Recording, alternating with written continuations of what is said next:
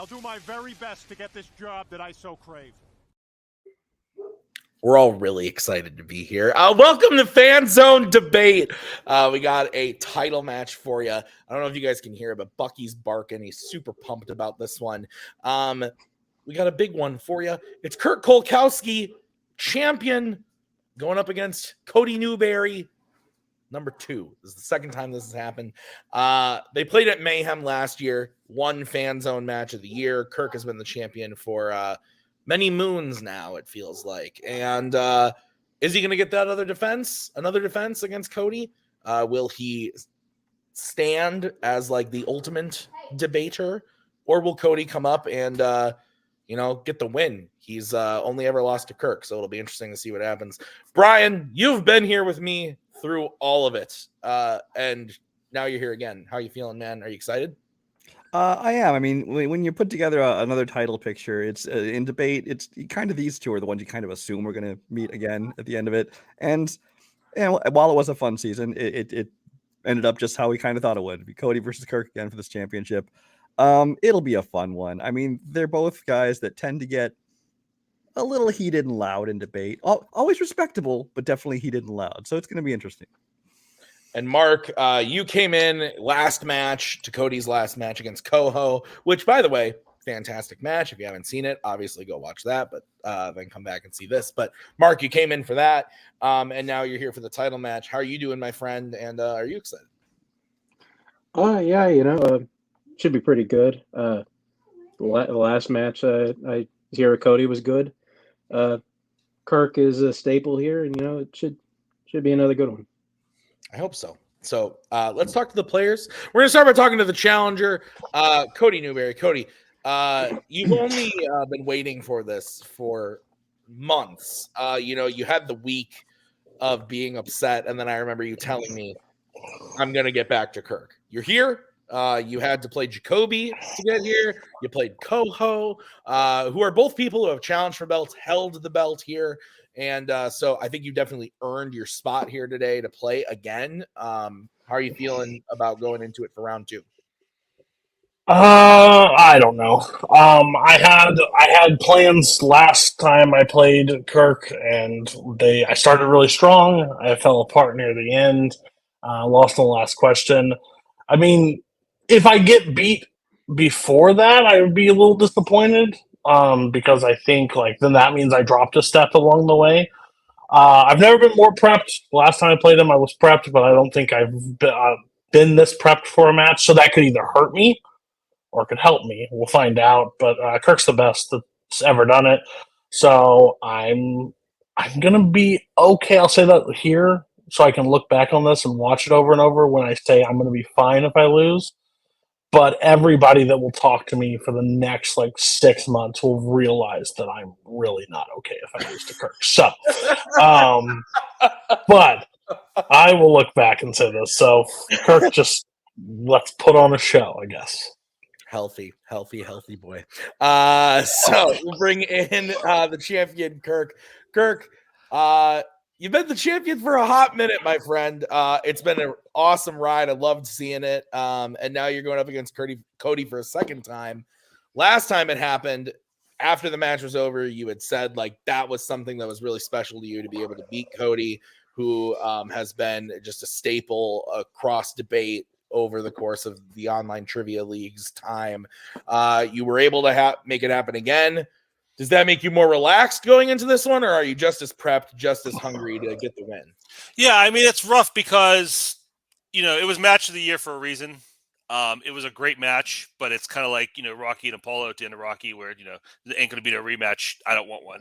I think either of us are excited to go through that, the physicality and the mental end of that process again. But no, I feel good. Obviously I want to win. I want to keep this streak going as long as I can. But, if I win, that happens. And if I lose, Cody's champion. Cody's very deserving champion. I'll be happy to see him take, in that position too. So, I mean, obviously I want to maintain that championship, but there's worse people I can lose to. So, I'm not going to say it's a win-win because I'd much rather win, but losing will be a little easier to take. That's fair. All right, guys, we're going to get into it. Here's how this is going to work.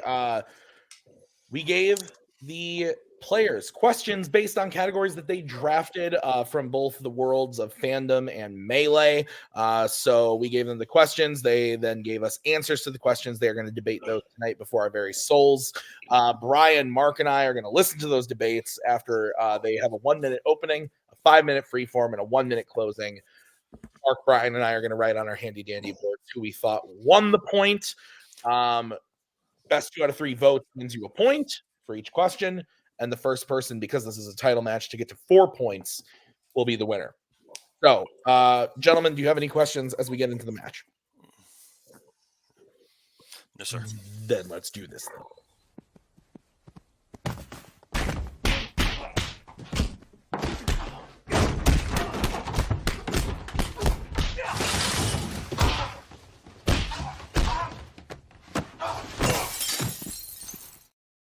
I still love that video. We're going to shake things up a little bit. I am going to have the question on screen for you guys the whole time because it makes my editing life a little easier. But I'm going to say the question. You guys, your question is in the category of directors. And it is the question of what is the worst performance in a great John Cassavetes movie? So, Kirk, you were going to kick this one off because you drafted this category. You get 1 minute to open your argument, and I'm going to come in when you have 10 seconds left to give you a 10-second countdown. So 1 minute when you start talking. Okay. The movie I selected, great John Cassavetes movie called Shadows. It's one of his, I believe, his directorial debut. Still considered one of the greatest independent movies ever made.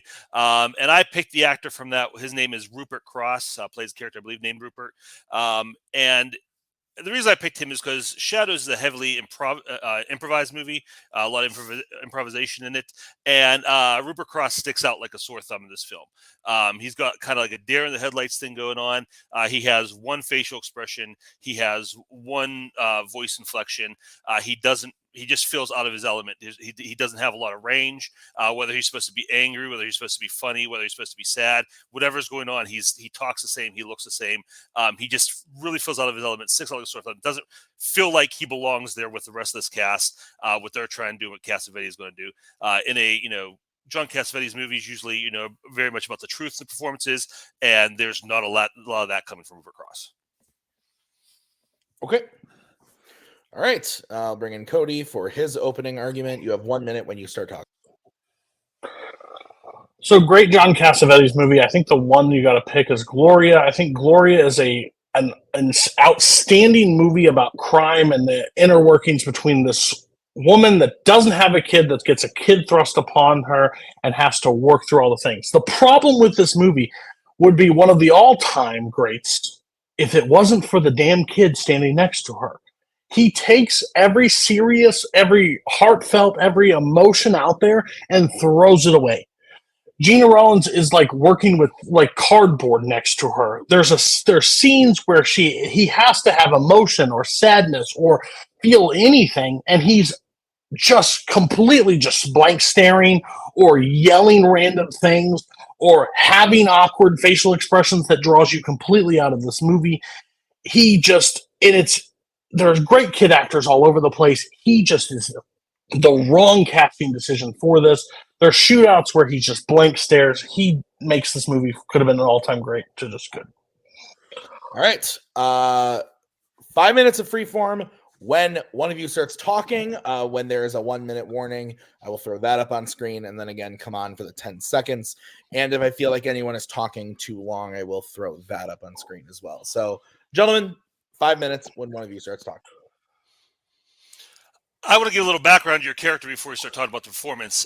This is a kid who has just witnessed his is aware, was in the building when his entire family was murdered. They were, killed violently by the mobsters. So when you're talking about these blank stares, these weird eyes, these awkward responses, this is a kid who has experienced trauma, who is traumatized, who is scared, who is afraid, who is angry, and is still processing all those things. So everything you described about his performance is true to what is happening to this character. I don't think it's a bad performance. I think he's acting the way a kid in that position very well may behave. So that's funny that you said that because that's a good crutch that you can lean on.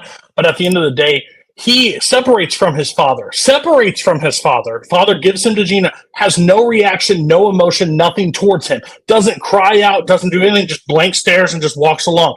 Then he's on the phone trying to talk to her, and this dramatic score kicks in, and she hears everything happening. He doesn't, but hears them getting blown away in the house, and it's taken away by this dumb kid that's just yelling random things.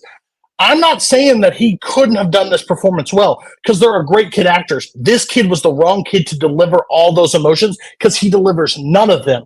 Your character is in a student film best, so if it's great, I'm sorry, disagree. But Rupert is the only one with any inflection, any fun, any changes the mood from all these characters. Everybody else is this melodramatic just slog that have no emotions on their face, and he's the one life of the party when he shows up every time he's on screen. He's the one thing that breaks from the monotony of your movie. Because he doesn't understand what everybody else is trying to do. Like I said, he sticks out like a sore thumb. That's his character. Because he's like, there's like serious things going on. He comes, hey, everybody, what's going on? He's got those big eyes, that big smile, regardless of the situation. That's the one thing. Yeah, he's fun because that's the one thing he does. That's the one thing he does, like the big happy-go-lucky guy. Even in serious situations, he's behaving differently. And I want to go back to what you said about this kid. I think any other kid could have been in this movie, but I think the choice that was made for how this kid was going to act, and the greatest kid actor in the world would have done the same things. Because this is, he could have been bawling his eyes out. That could have been choice. He could have just been freaking out the whole time. But the choice of this kid is internalizing. He is, even his physical performance, he's tight. He's walking stiff. He has all this anxiety inside of him that he doesn't know what to do with. So that was a choice that was made. I think the kid plays it perfectly. I think Cassavetes doesn't know how to direct a kid, and I think that's proof in this movie. Justin Henry and Cameron vs. Kramer a year prior, that kid shows more emotion than this kid ever, and he's dealing with just as much heartbreak in that movie. Tatum O'Neal and Paper Moon, Linda Blair, Henry Thomas, and E.T., all these young kid actors around the exact same time frame, same age, just in better acting performances in their movies with high stakes than what this kid is able to prove. And okay, so the one character you have a problem with because he doesn't fit the character dynamic of he's a tone-deaf guy in your movie, sure, that's fine. But he fits in those roles. He's the guy, even people in the movie tell him to calm down in certain scenes because he's trying to break everybody out of this funk. That's just the character of who he's playing. I don't think that's an issue, but you're thinking he's a bad thing because he doesn't fall into the same melodramatic that every other character in the movie does. There's a good thing to have a little bit of difference in your movie, and he provides that. It's not just his character, it's what's happening in the scene. He doesn't just say, he's not like the character that's supposed to come in and be like, hey, everybody, I'm going to lighten the mood. It's when the mood's not supposed to be lightening because the scene and the story is going a different direction. Like what scene? And breaks it up.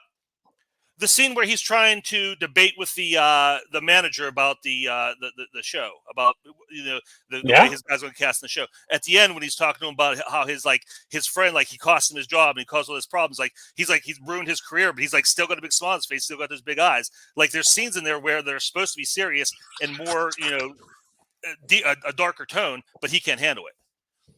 The thing is, the one in that scene you're talking about, his friend is the one that's high rate in the scene, and he's the one that's trying to liven the situation. That's what the character should do in that role. He's playing that part. That's how it seems because he's acting wrong, but that's what he's supposed to do. That would work perfectly. I would be taken away if he disagrees with him. He's trying to make light of the thing. My still thing is Jenna Rollins has to wear a lead backpack this entire movie with this child that's walking around that has no ability to act. And just casting a role, and John Cassavetes, it's his fault for not casting in this movie to make a kid actor be able to do the stuff that's supposed to have these emotions. I've listed actors that have done that, and he's not one. But not all kids in situations. It's the reality of the situation. A lot of kids are going to tighten up like that. Exactly what he does. We're gonna go to Cody to close first. Cody, you have 1 minute to close when you start talking.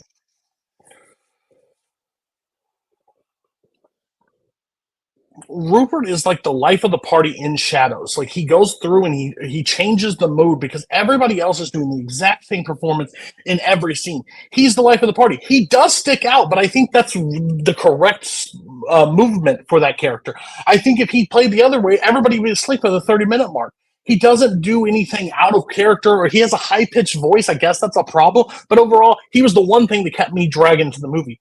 My thing is Jenna Rollins is this crime epic movie with great scoring, great pacing, and great intrigue. And John Adams, this little child, walks around and doesn't deliver a performance that shows that his parents just got blown away, that he's mad at Jenna Rollins, that doesn't accept him. Even the scenes where he's like, you know what? I don't want to be with you. I hate you. He doesn't do it. He just, I hate you.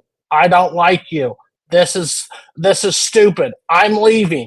He doesn't do anything with his facial reaction, nothing with his movement. And there are kid actors in that time frame that he could have been casted and done a perfect role. Time. All right. Move over to Kirk, who has 1 minute to close when he starts talking.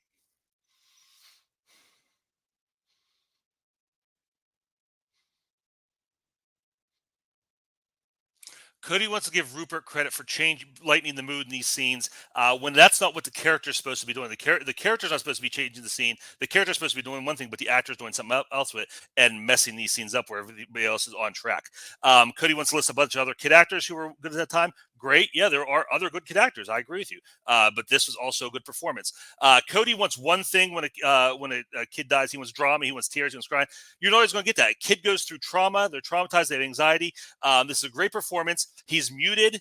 He lashes out sometimes. He says awkward things. Like I said, he tightens up. Gives a great physical performance of a child suffering from trauma and anxiety. Cody mentioned himself, the eyes, that blank stare. But there's like you see the anger and the sadness, everything boiling up behind it. This is a great performance. Like I said, Cassavetes' movies are all about getting truth out of the performance. I think it's a very truthful performance coming from this kid, a kid who's been through unspeakable, imaginable, horrible, and acting not the way maybe we assume he would, but in reality, psychologically, the way a child would. Time. Okay. Bring in the judges. Ooh, and my computer is going to die. Good thing I'm right by my charger. Okay. Because for debate, I sit comfortably. I don't sit at that fucking table over there. Awesome. Yeah. All right, judges, ready? Okay.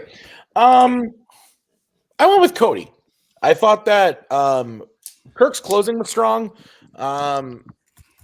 I just don't think he did enough during the main fight to really convince me why, other than just saying like, well, some kids would react that way, but like why in the performance is like what I was really looking for.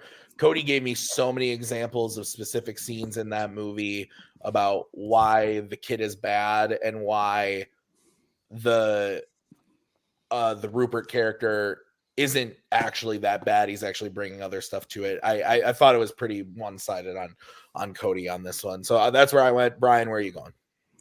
I didn't find it as one-sided, but I also did vote for Cody. I feel like he did a real good job of kind of convincing us that, you know, Rupert was playing the role that was, you know, supposed to be given. Like how the other characters even say, you know, telling him, you know, calm down, things like that. So when he comes in all lively, he's not the same, you know, level as them. That's kind of what it's supposed to be, which Kirk, you know, tried to tell us it's not supposed to be that, but he also told us the movie's largely improv. So it's like, you know, what are they supposed to be doing? Whereas Cody's, he did explain how, with John, how he was playing a role, but the role could have been so much better with a different actor because he was not playing the role. Yeah. Mark, your vote doesn't count. Where would you go and why? Actually with Kirk. I think to me, I think he kind of sold why his character like didn't like he worked like the least in his movie, and I think Cody did a good job at least talking at least about bringing up good examples of kid actors, but I think Kirk. I mean, I thought Kirk at least a good comeback with that. At least like that's kind of how a kid should act, and I feel like Kirk just kind of kept coming up with examples of why Rupert Cross just did not fit in that movie at all. All right. Well, that's why we have 3 judges. So we're going to move on to the next question, which was drafted in the category of Disney by Cody. The question is, which 1990 to present Disney side character deserves their own theatrical movie? So Cody, you drafted this. That means you get to go first. Which Disney side character deserves their own theatrical movie? You are muted. I love you. That's why I don't yell at the judges. That's why I mute myself. Okay. So I expected puzzling looks when I picked my character, but I actually picked Maximus from Tangled. And everybody's like, I've heard people say the animal that doesn't speak. And yes, I think if you watch his movie, he has a lot of comedic choices, and a solo movie with a character does not feature other. But it would not mean that other characters are not involved to carry some of the dialogue.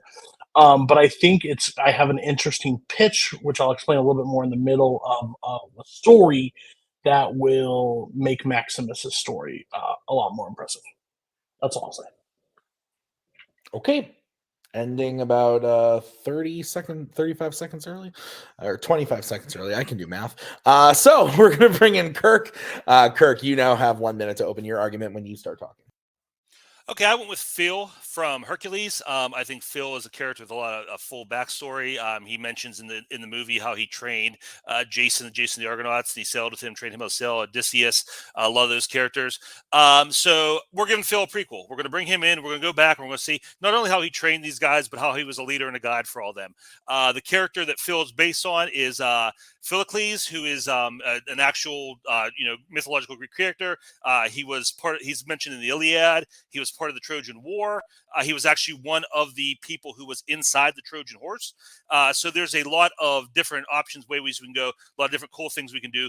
Disneyfy these mythological stories just like they did in Hercules, and do a lot of cool stuff with that. Also, we bring back beloved actor Danny DeVito, who everybody likes, everybody wants to see back. So we give him his lead, and let him do everything he can. That character, expand on that character as much as he can, and I think it's going to be a really fun new take and new spin on the Hercules story. Time. Okay. So Maximus versus Phil. 5-minute freeform when one of you starts talking.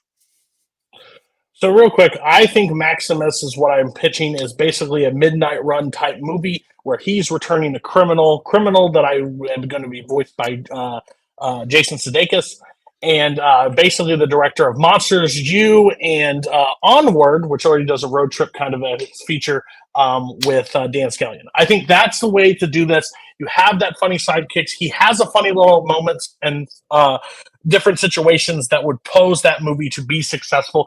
A character does not have to fully talk to be a successful animated movie. There are movies in Pixar that have done that. Your movie is a problem. And I'll tell you why. If you've never heard his song is about a bunch of people that failed and miserable, and he doesn't want to do it. He was down on his luck. So we're going to watch a movie, an hour-and-a-half movie of him failing with all these people, or jump around from time to time with all these different heroes in such a quick time jump. Your movie just wouldn't make a lot of sense. I think Phil's a terrible choice because Phil proves he's a failure on all of these characters. And now you're going to give us a movie about a bunch of people failing. Okay, so your movie, you're pitching Jason Sudeikis' character's movie, and Maximus is the comic relief sidekick that he rides. It's Jason Sudeikis and his horse. That's going to be a great story. Because you said yourself, he has comedic moments. He's a comedic character. He doesn't speak. You're going to have a buddy comedy where only one character talks. That's ridiculous. As far as Phil goes, we're not going to see constant failure. We're going to get up to, what was that moment? We may retcon a little bit, and that's fine. But what was that one moment where Phil finally realized he didn't want to do this anymore? And it's going to be that backstory of why that happened. It's not going to be constant failures, and maybe it wasn't all failures. Maybe we find out, hey, Phil, it was successful, but it wasn't successful enough for him. And we're going to look back on his life and see, hey, Phil, you know what? You did an okay job. You were a good guy. You were good at this. You weren't the failure that you believe you are. So multiple things. One, who says Maximus couldn't talk? You can add that. That's not. Oh, you're adding 90-year-old Danny DeVito as a young Danny DeVito. The original voice actor. So listen, it was your original voice actor then? But he's ancient. So at the end of the day, you're pitching a movie, and if you listen to Hercules, I don't know if you watched the movie, he sings about why he gave up and why he quit doing what he did, and he goes through all the characters that he helped, and it was the ankle and all that stuff. You're just going to see a bunch of things. So you want to watch Troy in Danny DeVito world of shooting sandals, of him walking around with a bunch of failing people. I think Maximus and Jason Sudeikis' character of a criminal, him having to hunt down him and bring him back, is the exact story you want. A straight face. Even in Midnight Run, Robert De Niro doesn't say a whole lot because he's the one that just has to pull him along the entire way. So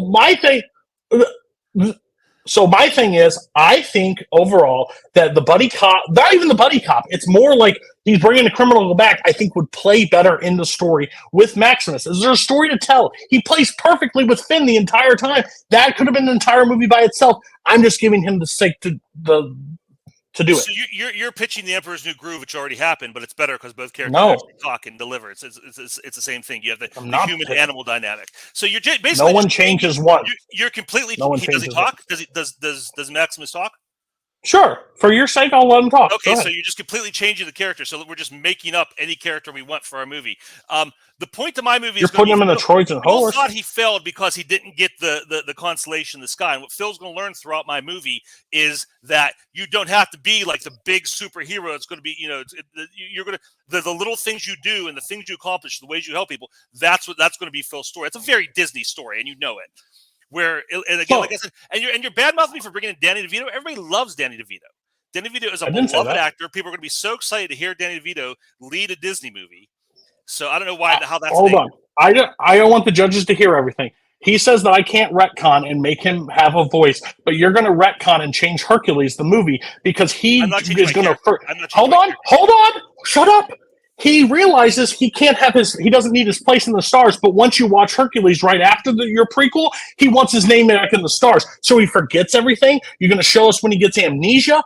Listen, at the end of the day, a Midnight Run with Maximus, Jason Sudeikis' character, on an adventure story, that is so Disney, if anything. At the end of the day, WALL-E was a successful Pixar movie, and the robot doesn't talk. So, that's something that you can do in this modern age. It doesn't need to have all those. He wasn't a side comic relief character. He was a main character, and the movie is built. But he's a robot that doesn't say anything. He just rolls around. And I shouldn't say a problem with Danny DeVito. Danny DeVito's age he's old. His voice is going to sound old. He's old. His voice is going to sound old. That's one of my new favorite lines. Okay, Kirk, 1 minute when you start talking to close.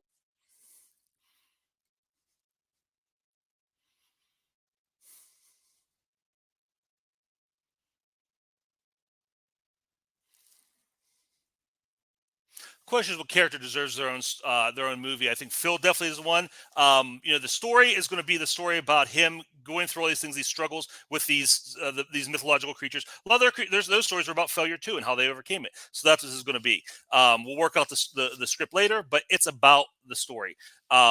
Or it's about the character right now. He's pitching. He's just taking a horse. It could be any character. It's Maximus. He's taking Maximus, giving him a voice, I guess. But it also sounds like it might just be Jason Sudeikis riding a horse around. So he's pitching a Jason Sudeikis movie, which might be fun, but that's not a Maximus movie. That's not what we're here for. He's pitching a movie about a character who had a small role, and he said himself had a lot of comedic choices. But you can't make a buddy cop movie or buddy whatever movie with one character that doesn't talk. And if it's going to be Maximus, as we know, he's not going to talk, or he can cheat, just give him a voice and change and make him a completely different character, which is going to be really weird because that's not what the movie was. Time. All right. Bring in Cody. 1 minute when you start talking. I came up with a plan and a script, and he didn't, but fuck your movie. That's basically what Kirk just argued for the thing. He wants to create this time back in the time for Phil, and he's going to learn all these lessons that he didn't learn in Hercules, but get them and forget about them when Hercules shows up in this movie. It makes no goddamn sense. He's picking Danny DeVito because Danny DeVito was the original voice actor, but he's going to sound ancient in that younger Phil voice and bounce him around all these mythical creatures or these people that could have been heroes that weren't. My thing is, Maximus is all about the law. I want him to return, basically hunt down Jason Sudeikis' character and having to bring him back. And his non-saying things is funny, where it's going to create this thing where maybe Maximus during the story drops his guard and gets to relate to this character of Jason Sudeikis and have that relationship and build that trust along with each other and stops being such an angry character. My character is at least going to grow from my movie. Your character is going to forget everything in the second movie. Time. All right. Bring in the judges.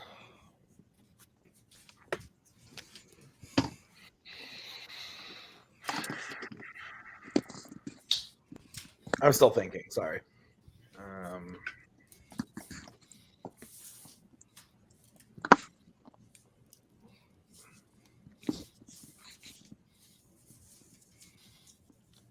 All right, Mark, you're going first. All right. Yeah, I ended up going with Cody. I feel like at the end of the day, he kind of explained why, at least in terms of the question of like who deserves a movie, and I feel like Cody did a very good job. Why Phil doesn't really deserve the movie, and he poked a lot of holes, I think, in Kirk's possible story they can go in, and at least with like Phil, like kind of backtracking as a character in the sequel, and he like it, and then he kind of sealed it with that Wally point of Disney already doing a movie with a character that just never talks, even though like Kirk brought that up a bunch. So yeah, I think Cody kind of won this one pretty handily.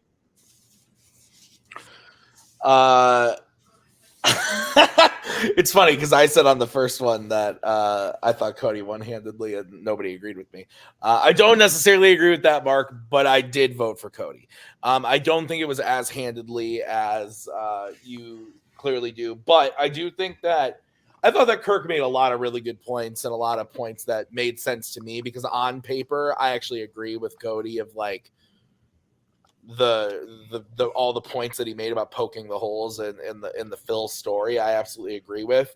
But I thought that Kirk did a good pitch and had some good takedowns of Maximus, but I thought Cody was able to just very well be like, no, this is what the story is. And just because he doesn't talk, gave examples to say like him even saying like the Flynn Rider and Maximus stuff in Tangled could have been its own movie by itself. It's the most enjoyable part of the movie. So why couldn't we just have an own movie of that? I thought that really worked. So I went with Cody. And Brian, your vote doesn't count. Where would you have gone? This is actually a pretty easy one for me, but I went the other way. I went with Kirk. Yeah.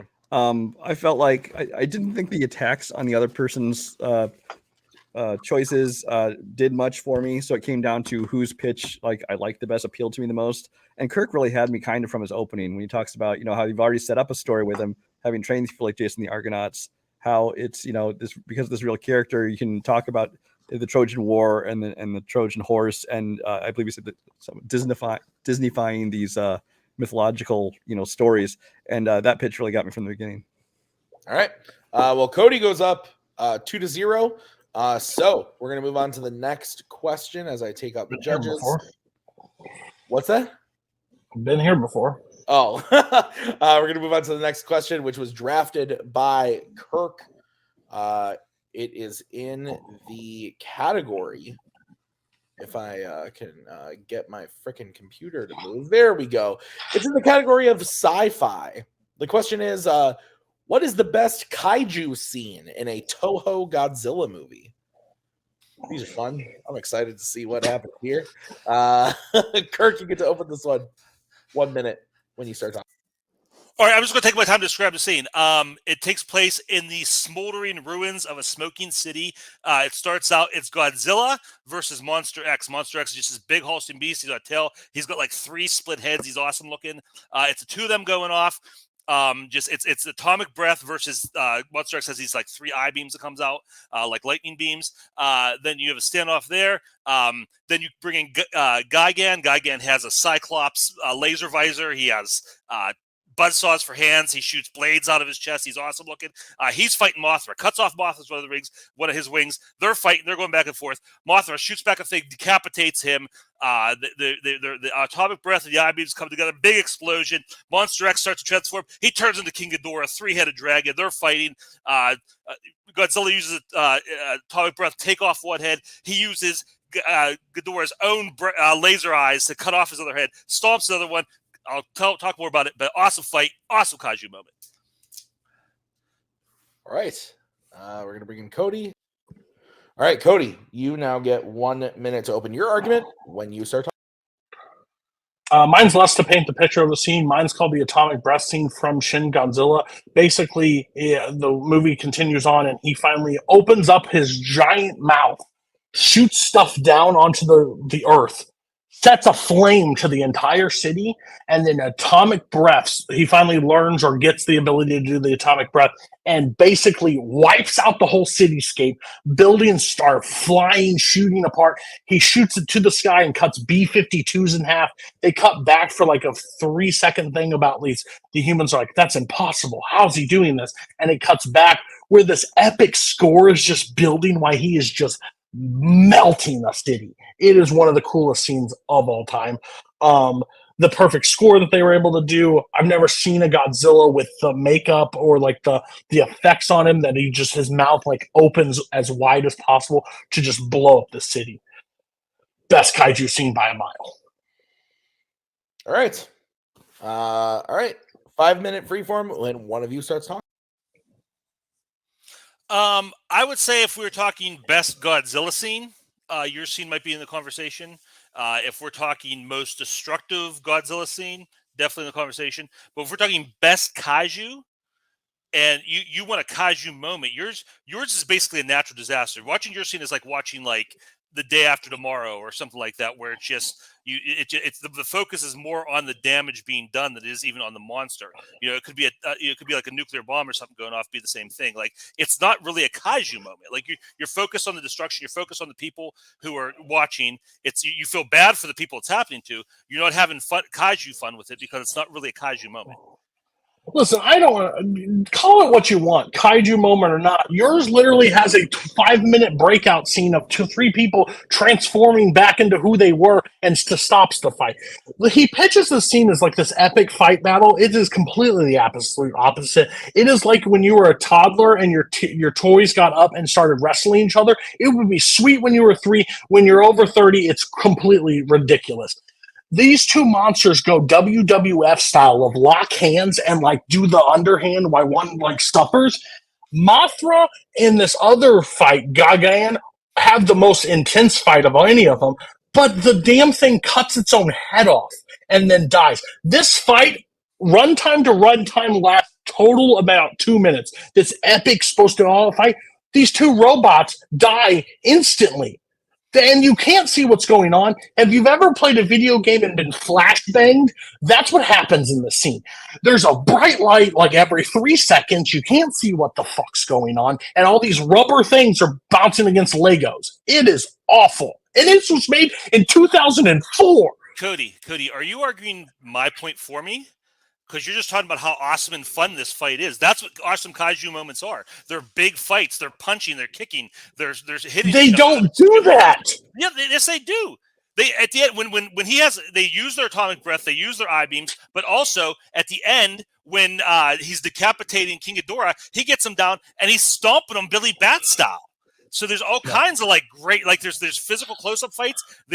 My point is in general, it's a great kaiju moment. You watch it. If someone said to me, show me something, I just want to see kaiju. Show me what kaiju is all about. I wouldn't show them your scene because your scene just like, oh, it's like depressing. It's just like this big natural disaster. It's not a kaiju moment. Mine is like, has great suit work, great miniatures. It looks great. It's dark and it's cloudy and there's lights because it's like basically a city laid to waste. So there's like different lighting, but that doesn't change how great the fights are. You got a guy with blood you got a guy shooting lasers out of his eyes. That's a kaiju fight. That's a kaiju scene. How you pitched it was Monster or whatever, X versus Gingan versus Godzilla. They hold each other for one thing, they slice down his chest, and then he cuts off his head and he dies. That's your scene. But I'm explaining, when you show somebody a scene for the very first time, how are you going to explain this awesome battle that starts fighting? If you say it's awesome, it's not. But when they start punching each other, and then they cut away for 5 minutes to hear this awful acted performance about these human characters going through.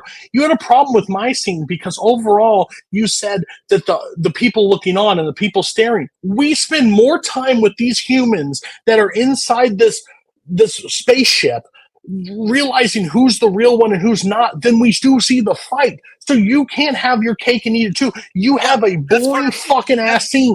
That's part of kaiju movies too. Kaiju movies always well, have fuck off. Kaiju sucks. Like, yeah. Well, you don't like them. That's fine. You don't like them. You don't have to like them. That's fine. My scene is a perfect kaiju scene. Godzilla destroying shit. That's what you want. Mine has lights. Mine has effects. Mine has destruction. You're just so dark. You're just. Did he mute himself? I can't hear anything.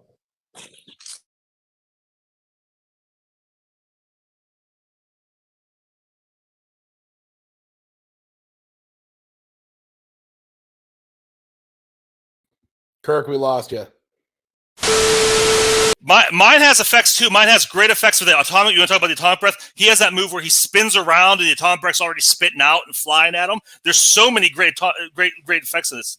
There's the eye beams from Guy Gann. There's great effects. There's great CGI effects and great practical effects with the suit work. The suits are nice and light. They can charge each other. They can fight, do all those wrestling moves, and still do all like the big sci-fi action. Like mine is a kaiju scene. Yours is a disaster scene. I don't know the difference between, I guess that's my own ignorance, but kaiju, I had to pick in a kaiju scene is a Godzilla scene. And at the end of the day, his atomic breath works in your scene. It doesn't work in mine because he doesn't fight as many monsters as yours, but there's no real fighting in your scene. There's barely any fighting. There's a bunch of pushing and shoving. The whole scene lasts about 6 minutes and 5 minutes worth with the humans. And I understand that's a kaiju scene for you. That's a kaiju scene, but at the end of the day, I can't get behind that. Mine is destruction with the score. If I had to show one person the score or one person the scene, this is the scene. You'd get them in. All right. Cody, you get to close first. You have 1 minute when you start talking.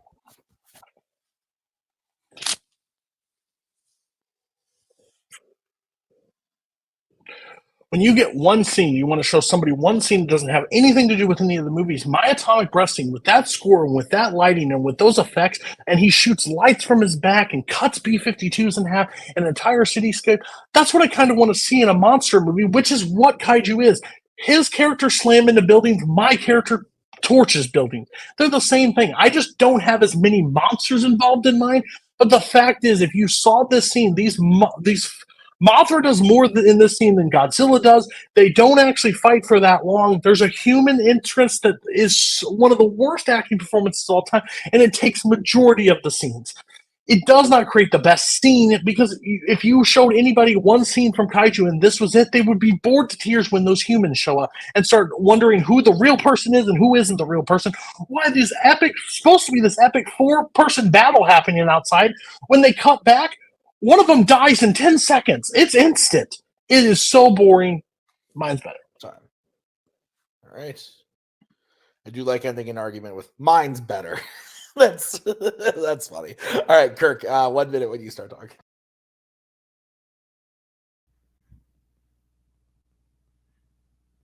Okay, first of all, I want to point out Cody's greatly exaggerating the time frames of these stories. The humans aren't that long. The fight lasts longer. He's just exaggerating that.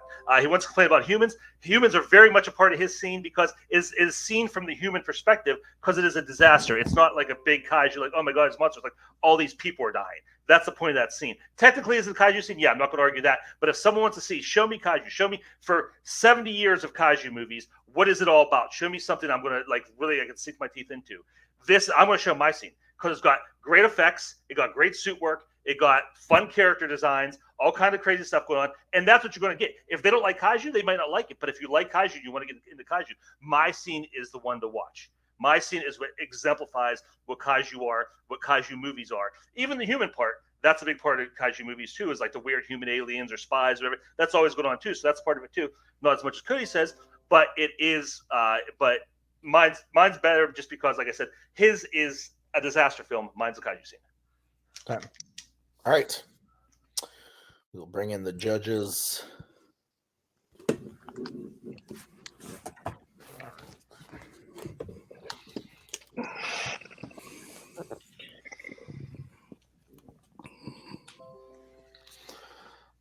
All right. Are the judges ready?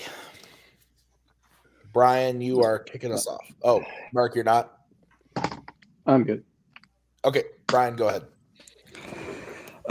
Having not seen either one of these movies, so I'm going purely by the presentation we're given here. I thought they both did a pretty good job of kind of painting the scene and describing to us for people like us who have not seen these movies to really see what it is. And it may have just been the pure enthusiasm at the beginning, but I did give it to Kirk. I thought that while Cody's scene did sound good, Kirk's just described it. There's a lot more to it. It wasn't. It was a little bit unique as opposed to just destruction, which you see in a lot of the kaiju movies. And we described all the different creatures coming in and cutting each other's heads off and transforming and stuff like that. It just sounded like there was a lot more excitement to it. Mark. I also went with Kirk. I think kind of where Kirk got me is where I think he did a really good job of just kind of sticking to the point of like his scene. I think kind of gets you prepared for what you're really in for.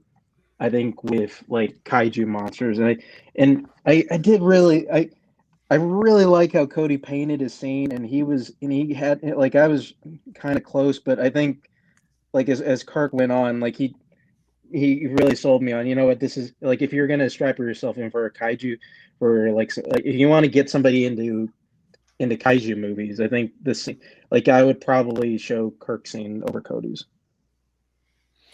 All right, my vote doesn't count. I actually agree that I think both did a really good job of painting they're very different scenes.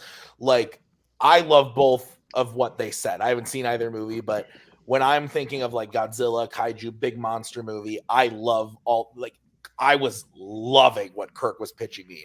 But then Cody came in and pitched the destruction and the score and the epicness, and that's also my shit. So the pitch of the scenes themselves, I thought they both did an excellent job of saying why they're both great kaiju scenes, and then I needed to hear why one would be the best between those two. And I thought that I did also go with Kirk. I thought that at the end of the day, Cody had really good points that kept making me go, ooh, I love that, like updated effects, like the special effects and this and that. And then Kirk was able to just come back and be like, mine has that too, and it also has this. And then I did think that the human argument, it didn't hold as much weight with me as I think Cody wanted it to, personally. So, and that's, again, it's tough when you haven't seen the movie, but that's just how it is. So Kirk wins that point. Cody's up 2-1. We're going to move into the next question, which was drafted by Mr. Newberry in the category of horror. The question is, what is the best satirical joke / moment in a Scream movie? Cody, you're going to kick this one off. You got 1 minute when you start talking. I love the Scream franchise, and I think what I like it because how much it plays to the horror elements and all the stuff that I kind of find silly and stuff. But I think one of the best moments in these movies is in film class when they're all sitting there in the second one and they're all talking about sequels, and talking about how the sequel is far superior to the original film. I love when they go back and forth, especially when they're like, aliens, well, there's no accounting for taste. And it's like, well, what about T2? You got a real hard on for Cameron. So as a film fan, and the moment in Scream where it's supposed to be for these film people that love movies and like can laugh at the tropes that have created for time, for them to be able to sit there and talk about the sequels in their own sequel is one of my favorite parts. It's got all most of the original cast. The cast is back together with there. It's just, it fits perfectly with Scream 1. I just think it's an absolute funny and enjoyable scene. All right. Kirk, we're going to move over to you. You have 1 minute when you start talking.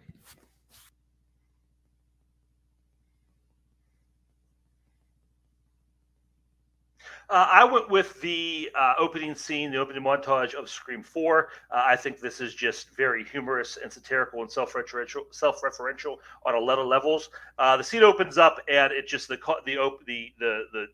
generic Scream opening where there's two girls and they're talking, and it's updated now. You get an idea of like the modern entity they're going to have. Like, it's a Facebook stalker now instead of just on the phone. So you have that kind of those kind of updates. Then they have their Scream situation. They get killed. As they get killed, Smash cut to title card for Stab 6, and it's Anna Paquin and Kristen Bell sitting on the couch together watching the movie, which speaks to like that idea of the opening cameo and everything. And then they're going back and forth arguing about how predictable it is. And Kristen Bell stabs and kills Anna Paquin, saying, "Shut up, you talk too much, just watch the movie," which is kind of like a nudge to the fans, like just shut up and don't complain and just enjoy it. And then it cuts that they're actually, it's the main characters in the real movie, watch Stab 7. They make comments on the movie. There's time travel in the franchise now, a lot of things like that. So, all right. Scream 2 sequel scene, Scream 4 opening, 5-minute freeform when one of you starts talking. I think the biggest problem with the opening to Scream 4 is it's a long-winded. It's relying on so many actresses at that point to rely and keep the story interesting. And I get it. That's the first joke, and then the second one, and then they tie back into the third. I get what they're going for, but there's kind of like a joke in comedy or whatever is you got your bit, move on, like take it away. You don't have to keep going. And they just keep it down the same rabbit hole for too long. It's like an 11, 12-minute scene at that point to the opening of Scream because it's bringing it back from years from being gone. I think it's overdone, and I don't think overall the acting in it is believable to an extent to make it deliver the comedy level that they're able to deliver throughout the scene. I mean, you say it's long-winded, but the thing is, it's not one long continuous thing. It's like one thing, and they're talking about one thing, and then they move on to another thing, and now it's a new joke, it's a new situation. They're commenting on new things, and it moves on to the actual movie. They continue to, but it's I know what they do. Yeah, but I'm saying, like, you're saying it's long-winded, like they just keep going on with the same thing. Like, it changes, and it refreshes. It's new people, new things happening. My question is, the question was best satirical joke. In your scene, what's the joke? Satirical joke / moment. So you can take joke all you want, but moment's there, and that's the pick. That's the side of the question I decided to act on. Okay. It doesn't have to be funny. It doesn't have to be. The satirical would be. I would say your scene is not funny. Like this, it's like Jamie Kennedy doing like bad impressions, and it's not that satirical. They're just naming like the one satirical thing is he says, "Oh, sequels suck, haha," because we're in a sequel. But then they just start mentioning sequels, like mentioning movie names, like really don't go into depth about anything. But there's no satire there. They're not satirizing sequels at all. They're just mentioning sequels. Right. But the thing is, yes, that's the thing. They're talking about the films being far superior, and this one talking about being better while they're inside the sequel. That's the thing. Best moment thing. Overall, your scene is overall what's the funny? What's the ha-ha? What's the joke in yours? It's not. It's the one good part is in the middle when Kristen Bell stabs her and just watch the movie, which was great if they would have left at that point. But they don't leave at that point. They carry on for the longer sequence that comes after it about the same situation. They're actually right. And then right. The joke at that point is it still counts. Yeah, I'm saying, but I'm not telling you. The joke at that point is now they're talking about the Stab franchise, but they're also talking about the Scream franchise, and they're making jokes like, "Oh, there's time travel in Part 5." Like that's the joke is like how ridiculous these things get. So it's a joke, haha, and yours is not a joke, haha, in mine. That's fine. But my thing is that's the problem is it cuts off in that note, and you're into the movie, but at the end of the day, you count that all as one. So if the middle is the strong point and the end isn't successful, even you couldn't describe it or explain it in 1 minute in your opening because it's so over the top and so out there. Even for Scream, it doesn't work in that scene, and the joke is overplayed too long during the. Hold on, we do this back and forth. I'm going to do my back and forth here. It's overplayed. It's done. It's beat to death by the time we get it, and we get to see the same thing played out for the third round in 12 minutes. That's a lot to take into it. That's basically Scream goes, how do we open another Scream movie? I got an idea, and they don't know how to jump. They don't know how to land it. I think they do. If they come out, you said it's over the top. Yeah, it is over the top. Like you said yourself, it's been a while since we've had a Scream movie. It's how are we going to do this? Let's just go all in. Let's go crazy. Let's just completely like satirize the entire franchise. And why are we even bother coming back? Why are we even here? And let's just get address the elephant in the room right off the bat. Mine is at least addressing the movie, talking about the franchise, talking about horror movies. You're just Alien, T2, The Godfather. Like that is your whole scene. It's just them just saying the names of movies. And then Jamie Kennedy doing a bad impression. That's your whole scene. That's not the whole scene because that's the whole. Well, that's the whole breakdown of why the sequels are they're not as good, and they're defending the other sequel. But my viewpoint on it is that's what a fantastic moment inside the thing. The first one, when Randy explains how to survive a horror movie, that's the fun side of where they're going into it. It's for film fans, basically. When you break it down, you can say what you want. But my viewpoint is you pick the longer of the openings, of all the openings. If you wanted to pick the best satirical moment, maybe the first one would have been a better choice for you. But you convoluted yourself and picked two things where the strongest part is in the middle, the weakest part is at the end, and that carries us into the movie, which is a bad moment at that point. That's the fact where we're at. I have 3 good sections that are all satirizing. You don't. And satirizing horror in different ways. You have one scene that is not doing any of that at all. It doesn't have to. It doesn't have to. It's a sequel. We're talking about sequels inside a sequel. Time. All right, Kirk. I don't know what Cody was about to say, but I took him out. Kirk, you get 1 minute to close when you start talking. I guess your best satirical moment doesn't have to be satirical, is what Cody's saying. My point is, in his scene, they don't break anything down. They don't address it. They just say it. Like, here are some sequels. We're in a sequel. And that's all it goes. They don't go anywhere else with it. There's no conversation about, oh, why is that sequel better? Why is this sequel better? Why is that sequel like the sequel we're in right now? Wink, wink. There's none of that. They just start mentioning names and making bad jokes. He says the original cast is back. It's just Jamie Kennedy in the scene. I don't know why that counts.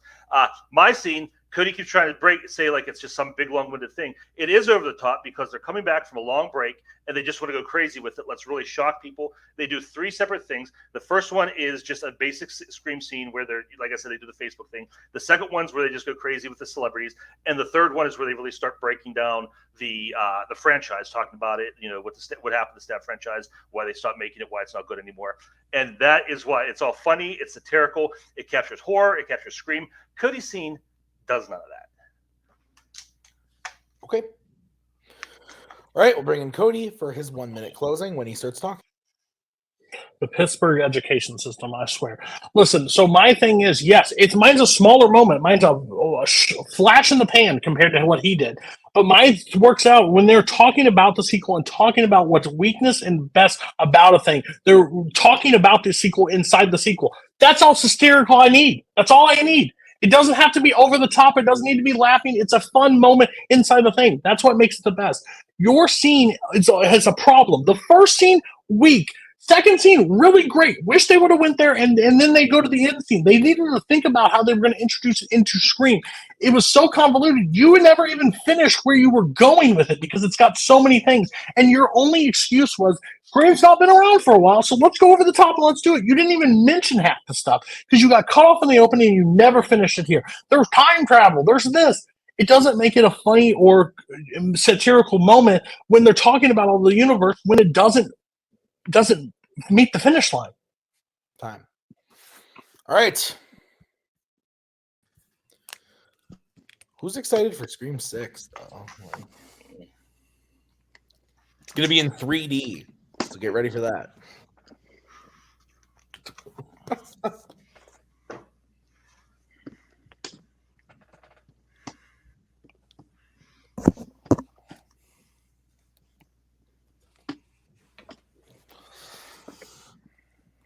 I don't know why I've been writing really small on this episode. Are we good, judges? How are we feeling? I guess. Is this question 4? Yes. Fuck, this means I go first. I hate that. So Cody is correct in that the question was a joke/moment in that there are many satirical moments in the franchise, both that are jokes, both that are just general conversations and moments. So the Cody scene isn't funny thing, threw that out. Kirk seemed to as well, but threw that out immediately. I think on paper, I was like very sure about how this went. I thought the fight was actually much closer than I would have seen it on paper. That being said, I went with Cody. And I think that Cody's closing was very strong. I think that Cody's takedown, I thought that Cody did a good job of explaining his scene and why it was a good satirical moment in the franchise. but I thought that Cody's takedowns of Kirk's was even stronger, personally. I thought that Kirk wasn't able to take down he just kept saying like, oh, they're just naming sequels, which, I mean, I don't think that's the case. I thought Cody had a good reason for saying why that was more, why it was satirical, and why the minimalistic nature of the scene was good compared to the long-winded moment that Kirk was talking about, where it ended on a poor note anyway. So this one was close to me, but I went with Cody. Brian, where are you going? I do think this was the closest one in the entire match so far. I think that Cody was very smart when he started making comparison to Randy's speech in the first film, because whereas that one kind of was commentary about the film they're in, I thought the sequel discussion was definitely very much as satirical as a commentary about the film that they were in at that point, talking about what makes a good sequel, what doesn't, why most sequels suck, but some are better, things like that. And he did hit Kirk back a lot with how his was just like kind of the scene within the scene with the scenes kind of again and again and again, and got a little old by the time they got to the last of it. So I did vote for Cody. Oh, all right. Mark, your vote doesn't count. Where are you going and why? Well, I did end up going with Kirk. At least one of you heard the fight. Well, I'm not going to touch that. But yeah, I feel like it like, I don't know. I think Kirk got the slight edge for me just because I think he kind of got me, at least with talking about how his scene is very open about where Scream was as a franchise, and it felt it felt like his scene was doing a little bit more. And like I think Cody hit him back pretty hard in most places, but I think at least where, like in talking about where Scream was at that time, I think Kirk did a good job there, which is why I went with him. It's funny because I won't edit this out because I just like hearing myself talk. But it's funny when I said that on paper I felt like this would go one way. Kirk got very upset immediately, thinking he knew where I was going. But on paper, I actually liked the Randy scene more, so that was interesting. So we're gonna move on to the final question of the prep round. If Kirk is ready. You good, Kirk? Sorry, I'm ready. Yeah, I'm good. Okay, good. All right, just want to make sure you're good. We're going to move on to the final question of the prep round. Here's the situation. Cody's up 3-1. Kirk needs to hit this in order to send it to the bonus. If Cody hits this, he will win. So the question was drafted by Kirk in the category of Star Trek. The question's a bit of a complicated, long one, so bear with us. The question is, which fandom villain would make the most interesting villain in a Star Trek movie with the OG Enterprise crew? So, Kirk, you are going to give us your answer first. You have 1 minute when you start talking.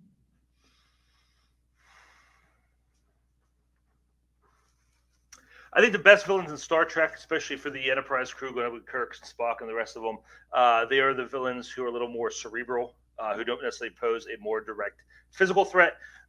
So I went with Marco Ramius from The Hunt for Red October, because I think obviously both these characters are going to be situated to fit in the very specific Star Trek universe, but I think mine can slide in there very well. I think just having him come in as a character that can be, first of all, equal to Kirk, and kind of, challenge him in everything that Kirk is good at. He's just as good, and also just the captaining skills, leadership skills, all those, the strategy, and also he can come in and make the crew work together to defeat him. I think those make the best. I think the best villains are the villains who aren't necessarily really a villain, kind of misunderstood, and trying to figure that out through the story. I think that's the best in general, and I think that makes just the best Star Trek villain as well. Time. All right. We're going to move over to Cody. You have 1 minute when you start talking. I like what he pitched as something that helps me. Basically, what I picked is one of those Star Trek villains that is not like seen as the villain overall, but like misunderstood. And I picked Otto Octavius. a man that's going to be corrupted by his invention, but believes what he's doing is for the best of science when the rest of the crew is trying to save the world or the galaxy or whatever. And I believe that he could pose a physical threat at times, but also, like, when those conversations need to happen, could have an intellectual conversation. At the end of the day, I'm pitching something new, something a little different outside of it. He is pitching the Wrath of Khan 2 Angry Russian. Another guy with an accent sits there and just gonna battle with Picard, or with Kirk. I don't want to see that again. That's what he's doing, and I think that's a very bad choice. And all we've seen him command is a submarine, and that didn't do very well. I'm sorry, I'm laughing. All I could hear in my head is a Russian accent going, "Yeah, he tasks me." He tasks me as I drink vodka. Okay, sorry. 5-minute freeform when one of you starts talking. Okay, Cody, just because you write bad stories, don't put that on me either. That's not what I'm pitching here. I'm not pitching Hunt for Red October. Totally different story. The guy is not a private enemy of Kirk. He's not. He's out there. Okay. Federation's looking for whatever. That's what it is. I mean, it's not. But again, it's not about just the story. It's about the character. That's what it is. It's a one-on-one character. That cat mouse, that battle. That's always great. But you do bring up a good point. The best Star Trek movies and Star Trek villains are Star Trek 2 and Star Trek 6, where you have that kind of ship-to-ship intrigue and political stuff like that. That's what makes Star Trek great. Otto Octavius isn't going to be. I mean, first of all, Power of the Sun in the palm of my hand. They have that technology. They don't need that technology. And if he does it, they're not going to. And if he's able to make it, they're not going to put him in a little studio apartment in the city. They're going to give him his whole planet to work on. So a lot of the stuff that brings him down isn't going to be a problem in the Star Trek universe. He's safe. I have a question. One, you said that they already have that technology, but then he's going to build that technology. Weird counterpoint. But here's you said. Hold on. So my only viewpoint is I believe that he will be posing a threat, and they're going to have to interfere and have that talk with him. It doesn't just mean that. That's what he was working on in Spider-Man does not mean what he's working on in this one. Something scientific that is going to jeopardize the galaxy, and they have to interfere with it. I think is a perfect thing. Well. You know what? I'm talking about original crew. They never got to really battle in Generations. But here my viewpoint is, I think your movie is just Wrath of Khan 2. Another guy with a fun accent that's going to sit there and have back and forth with Kirk and make Kirk hate him and the other one. I don't think there's much difference that you're going to pose way different from that movie. My movie is going to be something that's going to test them physically, but also test them mentally, and I think that's Alfred Molina as Doc Ock. I think he's a perfect foil for Kirk and Spock and all the group in the original cast. I completely disagree. First of all, I am pitching elements of the best Star Trek movies, but this is a character who isn't necessarily he's seen as a villain, but maybe he's not. There's political stuff going on. He's in the neutral zone, whatever. That's the best Star Trek movies. That's the best Star Trek episodes. That's the best kind of stuff. Your guy, first of all, he's not a physical threat. You throw a couple phasers at a guy with metal arms, he's going down. He's not that much of a physical threat. Second of all, again, science is a completely different world in this timeline. Like, science is treated different. Scientists are respected. If he has an idea, he's going to be treated not as a villain. He's going to be like, okay, how can we help you? What can we do for you? That's what they're going to do, and there's going to be very little conflict there. Oh, okay. So wow. That was a wild thing. Well, if a bad scientist shows up, I think the bad scientist gets put in their place. I don't think they get respected and cheered. Secondly, your complaint that a few phasers take out my guy because he's got metal arms, your guy's human. So he is dead faster than mine. That's a wild take. So your guy poses no threat whatsoever. It's just It's a wild talk of like who could be in that situation. My thing is he has no. Your character would have a problem with the original crew and be a foil, and if he's easily taken care of, then I don't see him being a foil for that long. Mine doesn't have a problem with the crew until they interfere with his doings. And then that would cause the threat, and that would cause the physical thing, which would make an interesting movie from my side. That's why Doc Ock would fit. Your pitched my movie even better. You said scientists are respected and cheered and like loved in that thing. Well, when he's bad and doing stuff for bad, they're not going to cheer. And he breaks the mold, and they have to put him in his place and set corrections so that doesn't happen. And Doc Ock would be that perfect foil. I don't think so. I think it's just going to be too much. I think when you're dealing with Star Trek, you have that crew. The crew's going to be able to do something. You're going to be hard time to come up with a storyline that's going to make that happen. My guy, I said it at the beginning. He's not a physical threat. That's not the point to him. It's intrigue. It's politics. It's all the stuff that's fun. Your guy, okay, maybe they have like a fight, blasters versus or phasers versus tentacles in one scene, and it's a great one scene, but that's it. My guy is throughout the movie. It's a political story. It's an intrigue story. It's a spy story, whatever. Just like bringing him over from Hunt for October, he's trying to accomplish something that the crew's not sure of his motives. They're not sure what's going on. They have pressure from different areas, pressure from Starfleet, pressure maybe from the Klingons because he's in the neutral zone, whatever. They have all that stuff going on. Maybe they got to save him from the Klingons. A lot of stuff going on, but it's all about that. At the same time, it's Kirk and him building that relationship throughout the story. I think. Well, it sounds like you don't know where to fit your character in perfectly, and I know how to outline my character perfectly inside the universe. You just want to create everything's on the table. All right, Cody, you get to close first. You have 1 minute when you start talking. Kirk in that last minute just tried to pitch like an open world that anything's a possibility for his character. I've kind of outlined where I think that my character would be able to go. And I don't think it's just a one scene. If they hear about him and there's communication to try to talk, and when the tentacles are not like fully taking over and he's able to have an actual conversation with Kirk, I think that intrigue and that battle could ensue. I think with his character, it doesn't pose a physical threat. Khan did pose a threat, had actual power, actual strength that could actually do stuff against him, even though he even had slugs to do stuff with him. This guy has nothing. He wouldn't be a threat. He would be a one-off. He's just one of these characters that tries to rise up that we put into his place. I don't think it would be a very good threat. It would be the weaker version of Khan, while Doc Ock would fit perfectly. And I think the foil of scientists are respected and cheered for in this thing. And when he does something wrong or outside the realm of it and has to be put into his place, but he poses more of a physical threat than any other scientist, that's where the battle happens. All right. Kirk, you now have 1 minute when you start talking.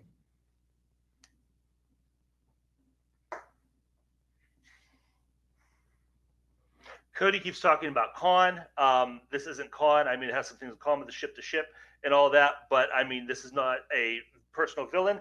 This is someone very specific who is in a situation where they are out there and Kirk's trying to figure out who they are. They're developing a relationship. Imagine the relationship between Marco and Kirk. I think that'd be very cool. I think what Cody is pitching is generic mad scientist. I think that just a generic mad scientist story. I think my character fits very specifically. It's a very specific story where you take this Marco Rubius character where you're not sure of his motivations. He has good intentions, but nobody knows that, and it's kept secret. I think that very specifically, which fits very, specific to that character's motives, that character's story, I think fits. I think Cody's just pitching any mad scientist, and that could work. It doesn't have to be Doc Ock, it could be anybody. I think my character very much has to be Marco Rubius from Hunt for October, because again, it's just his motives and how that will clash with Kirk, how it will clash with the cast, with the crew, I think is the best villain. Time.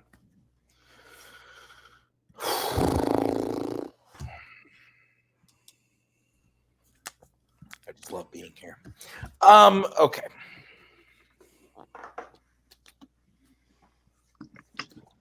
Oh yeah, whoops. I'm going to ignore the fact that Kirk insulted the judge at the end of the last one. That's fair. I wouldn't. Of course you would.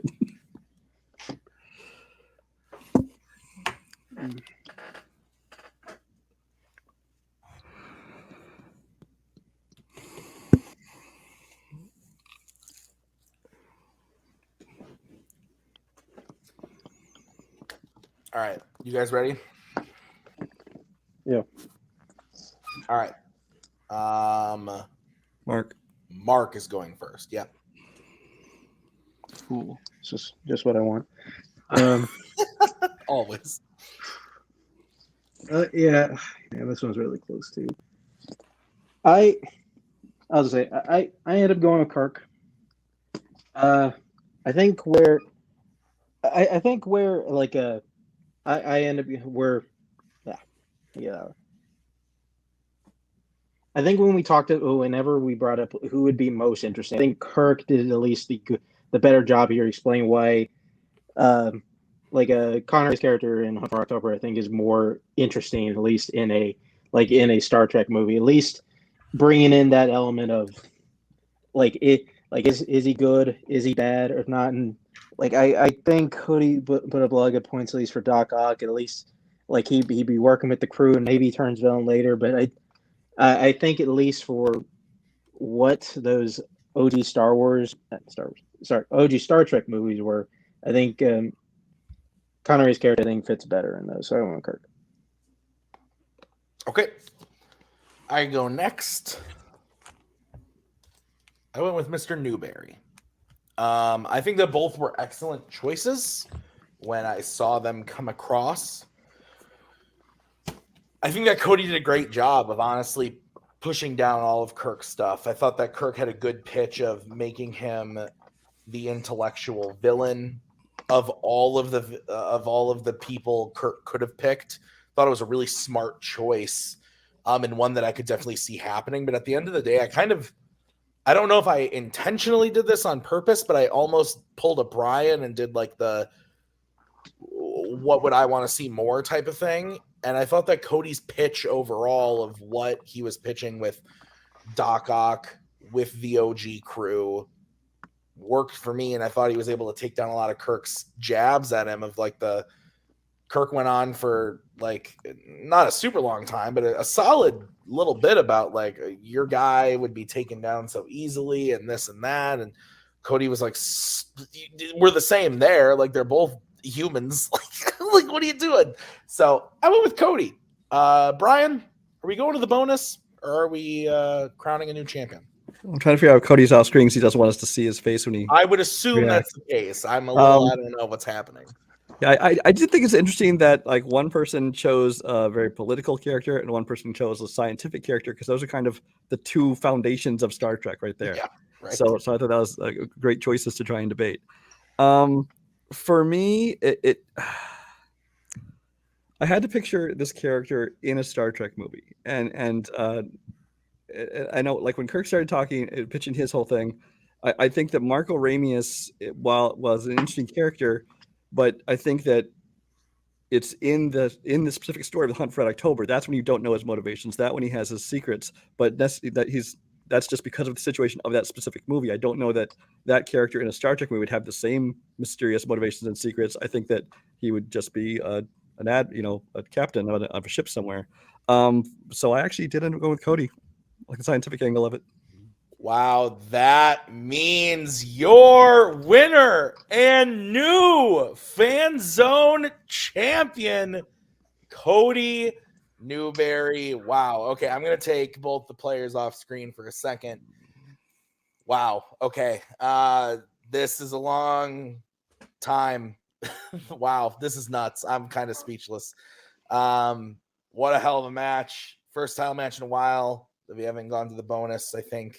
I could be wrong about that, but I was expecting it. This is nuts. Wow. Okay. We're going to talk to Kirk. Kirk. I don't think anyone would disagree with me in saying you might be the best person to ever play this game. And that comes from someone who likes to win a lot and prided himself on thinking he was the best person to play this game. And that he thinks about coming back and sees you playing, sees Jacoby playing, sees Cody playing, and is scared. You held this belt for a ridiculously long time, over a year.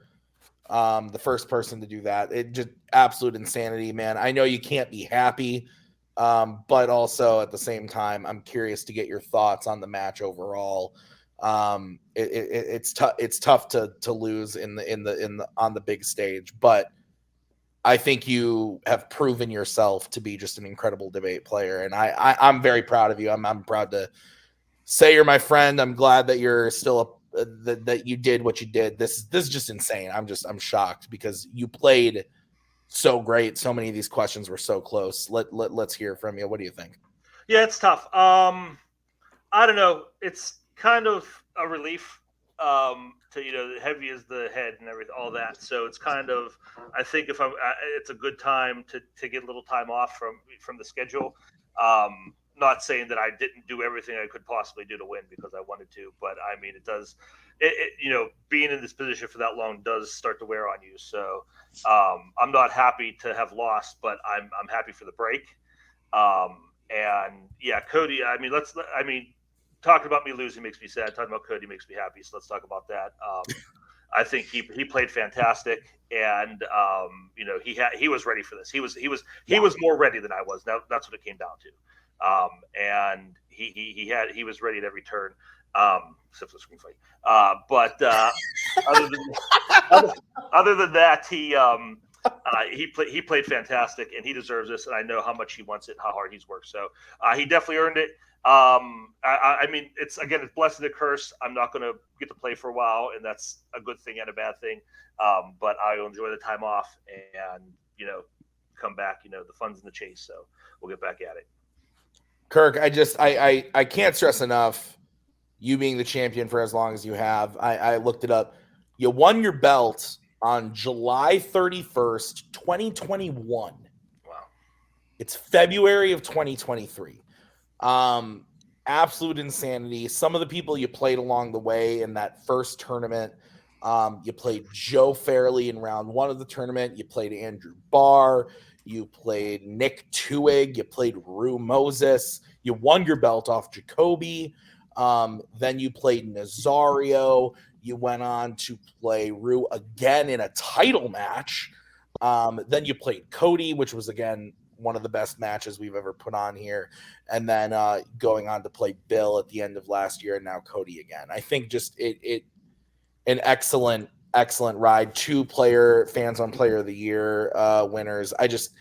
I do think that there's something to be said about somebody who just dominates the game for so long. I do not want to bury the lead of Cody winning, but I'm going to get to talk to Cody in a minute. Yeah. So I do want to say that just an absolute. I feel you on wanting the break, needing the break, but I do want to say just absolutely incredible ride. Brian, I know you've been around for this a lot. Did you have anything you wanted to add to the Kirk legacy thing here? Well, no, it's one of those matches that, I mean, we say things a lot where, a match is a lot closer than it looks. This one's really the case. I mean, out of all 5 questions, 15 total votes, he got 7 votes to Cody's 8. So you cannot get closer than that and still have a winner. He also had the only clean sweep of the match. So it's really interesting how that fell out. It's just a matter of, where the votes fell. And on this particular day, it didn't fall Kirk's way, but he's not going anywhere. I mean, like I said, he can't be in this tournament, but he'll be back and he'll be expected to dominate the next time too. So it's going to put a lot of people scared. Yeah, I'm just going to use him to judge a lot of matches. Great. Yeah. but no, I do want to say thank you for Brian and Tim, all the work you put into it, and all the other judges. Mark, thank you. I know it's our first time together, but I can tell you were taken seriously, and I appreciate that. It meant a lot to you. So that's the kind of judges we need. And thank you to everybody who plays. I'm looking forward to judging the tournament, being a part of it that way, and watching what Cody does and coming back and taking the belt off. Awesome. Kirk, thank you so much for everything you've done for Fanzone. I'm looking forward to seeing you again in the ring, but also in the judges chair. So we're going to move over to something. I just want to say something really special here because it's going to be one of those things. Cody Newberry is a multiplex champion. He's been manager of the year. He's managed teams that have won. He's managed players that have won, but now he has his own belt that he's wearing. Not literally, but if Nico was here, he would have made it for you. You've got your own belt now in multiplex, the only place it really matters, right, Cody? And you got it. And it was no easy feat. Brian said it, 8-7 in the votes, but you got it done before hitting the speed round. I wanted to go to the speed round so bad because the categories that were randomized were just hilarious. So I'll tell you that after the call. But Cody, how are you feeling, man? This is crazy. This is awesome. Yeah, I mean, he said it pretty. Hats off to Kirk. I'll say that's the first. Kirk, when we first started this community, I insulted him, I think, and he was mad at me. We didn't talk for a while, but he's turned into one of my really good friends in this community. So I never lost in debate anywhere until this time, and it affected me bad. I let it out a lot when people said stuff, but when I like to myself, like I was, it affected me. Because he's mad about the he's frustrated about the what question did he lose that he's mad? I don't know. I The can't even think of screen what now. the screen one, buddy. Godzilla. I watched 2 hours and 10 minutes of bullshit on screen, and I thought I had it, and I lost it. So fuck you. But at the end of the day, I think debate is so hard. I think it's absolutely one of the hardest things. I think pulling trivia questions is hard too. Don't get me wrong, but like this, having to like find a clue. He gave me 2 categories that I've seen maybe 1% of, like 1% of films. Like, so I had to scour to find something and then be good at it, ready to go in this debate. He did say the best. I wanted it, and I have prepped from. If you go to my letterbox, you'll see a break, and it's a giant break of movies. I watch occasionally like 2 or 3. I just have poured into like finding different counterpoints and finding arguments because I wanted this so bad. 4-1 again. It doesn't live up to our first time, but I did everything in my power to not go to that speed round. I did not want it. If I did, I wanted a 3-2 because I wanted to be the one in the advantage. But when I won those first 2, I was like, I've been here before. I've seen this happen. And then the very next question I lost. And I was like, it's happening again right in front of me. But it's the person that makes you fight that hard. Like if it was somebody else, like even Koho, I dropped points where I shouldn't have dropped because I was overlooking Koho to look towards Kirk because I knew who I had next. And some will say he switched his strategy for the first time ever. He didn't give me Romero and Kurosawa, so then I had to bounce off something out. Like he gave me a fresh new realm, so maybe that's the take. I don't know. But overall, I had to go into the realm and pick stuff that I knew he hated and didn't know as well. And it just proved. I think Kirk's a great player. I'm excited to hold this belt. I'm excited for the tournament. I'm excited for who's next. I've wanted this belt since I announced I was back. I wanted this like a year before I announced I was back, but I was never going to enter with Tim there because I value our friendship too much. So one of us can only be here. So Kirk's doing one of these. You had it. You're the fight I wanted to have. Like, I haven't driven 10 hours to stay at your house yet. But like, thanks Mark and thanks Brian. Brian's been here through many fights, and like I thank you guys for judging. I think it's a hard job to turn over those boards. That's why I had to cam off. Because it's nothing against Mark, but when Mark said anything good about Kirk, I wanted to fucking just punch my screen. And it wasn't, you had every right to say so. I just am frustrated, and I'm a competitive asshole, and I wanted to not yell at people. So I appreciate you all for showing up, even if you didn't vote for me, if you voted for me. Whoever wins that tournament, good luck, because I'm not dropping this belt easily. I tell you that much. Yeah, we're going to see at Mayhem in July. Here are some of the big names coming out of that. The number 1 seed of the tournament is Bill Carriola, who played Kirk at the end of last year. Some other big names you got in there. You got your Jacobys, you got your Rues, your Boatmans, your Nazarios, your Brandon Cohens, Kaleb Kohos, Joe Fairleys, Brooklyn Vales, your Mike Hanleys. So any names stand out to you? If I'm being real, and this is nothing against anybody that you mentioned, one, for the sake of multiplex, Boatman needs to lose like second or first round. Like, I don't need that to happen because I think I would kill him. He's playing Brooklyn in round 1. Beautiful. That would be fun for everybody to judge. Jacoby and Rue, I think, is the 2 that I've like circled for a while because they have been those top. I've beaten Jacoby. Rue has argued with me in YouTube comments before, so that man will argue about any goddamn thing. So I will take either one of them because I think me and Jacoby in a 5-round match would be very entertaining. He is the one person to truly piss me off in a debate, so that would be fun again. And then Rue, I think, would test me with categories he'd pick. So yeah, either one would be fun. And then Bill, goddamn, I have no fucking clue. Bill would be a wild ride. he'd get screaming Harry Potter again. So good luck. That's guaranteed. But tournament's going to be fun. Tournament's going to be a blast. I'm excited to be there to watch at least. I might not judge as much because it'll be going towards my belt, but I will definitely be watching and exciting. Yeah. Yeah, really happy. Two of my best buds in the community playing in this match. Fantastic. And Cody in his first Can't wait to see what book I get next. What book's he going to send me? Yeah, Something on the screen? Can't wait. That's fair. So we're going to wrap this thing up. Mark, any final thoughts from you? Oh, no, it was a pretty good match. I'd say probably once we hit the third question, this thing was just a dogfight all the way through. It was really fun to watch, especially when things got more heated and there was some backlash from the judges. And it was a good one to be a part of. Brian, what about you? Yeah, I mean, everybody hates to be the first one to go when you're flipping over those boards, but being the last one on the question that's going to decide the winner, I'm just like, somebody's going to hate me. It's going to happen, but I'm used to Cody hating me anyway, so it was a matter of let's try Kirk this time. So why not? But I mean, this match it really is everything we kind of hoped it would be. Obviously, love to see it go to the speed round. Didn't fall that way, but we're going to see this match again eventually. So it was good. Yeah, that's fair. This was nuts. Guys, thank you so much. Like we've talked about this whole time, we're getting into the tournament. So in 2 weeks, or actually, I'm sorry, next week. It's going to come up right away next week. We're going to get the match 1 of the tournament, which is going to drive us all insane. I'm just going to say it now.